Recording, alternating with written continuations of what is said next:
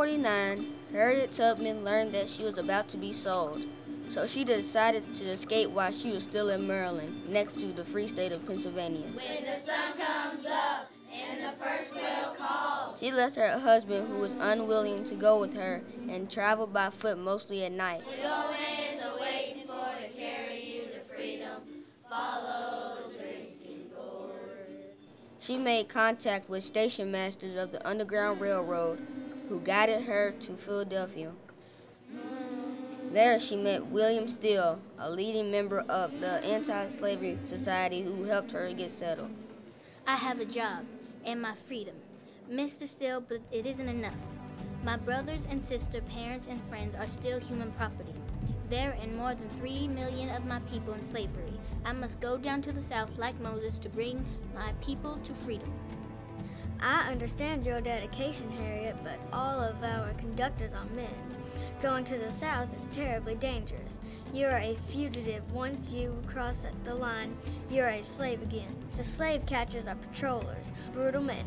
They get paid for you whether you are dead or alive. Nobody cared I wasn't a man when they tied me down to a mule or put an axe in my hands. I have a pistol. I don't intend to get caught, and I won't be taken alive. I have saved a few dollars, and as soon as I have enough, I plan to go back for my family. Can you figure out anything through your contacts in Maryland? William Steele discovered that Harriet's sister, Mary Ann, was to be sold at an auction. Harriet traveled back to Maryland, going from one Underground Railroad station to another. She arrived in Cambridge, Maryland, armed with her pistol and a great deal of courage.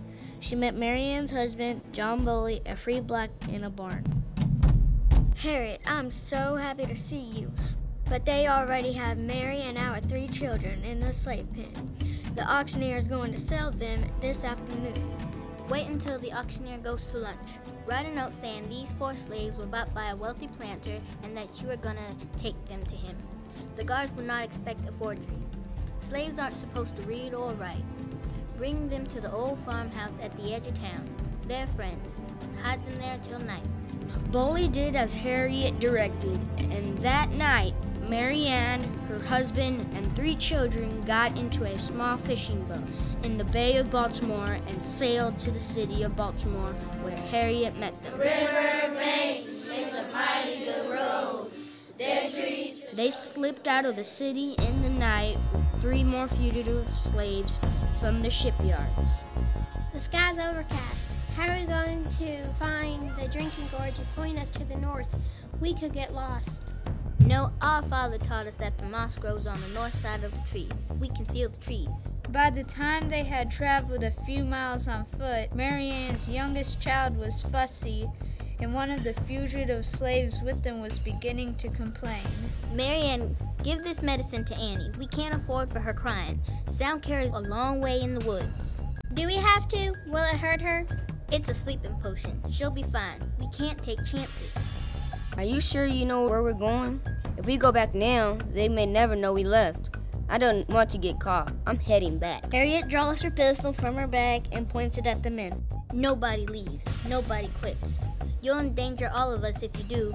Believe me, I'll shoot anyone who runs. We're bound for freedom, and there's no turning back. Left foot, right foot, traveling on. Follow. They arrived at a dirt cellar near the edge of a field of potatoes. We'll stay at the potato cellar tonight. No talking. It's going to be very crowded. There's barely room for us to fit, but it won't be the worst. Tomorrow we're traveling in a wagon under a load of hay. We'll be heading in the attics and barns in the tunnel near a ditch. It's a long way, but we'll make it. They traveled for a week from one station to another along a network of farms, Quaker meeting houses, and abandoned sheds until they reached the safety of Philadelphia and William Steele's home. Mary and her family were sent north to Canada, and Harriet headed back south after a few months to rescue more of her family.